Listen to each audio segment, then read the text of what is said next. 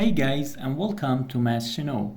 We have one math expression 46 minus 15 divided by 5 times 3. Maybe you solve this math expression in this way first.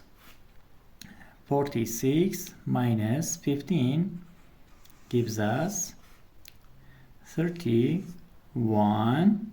Now 31 divided by 5 gives us 31 over 5 times 3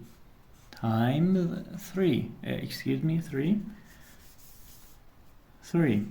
Now 3 times 31 gives us 93 over this 5. But actually this answer is not correct.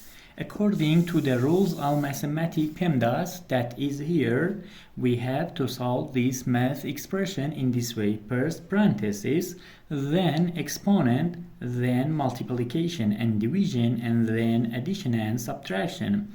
In this math expression, we have to solve this division and multiplication first, not this subtraction.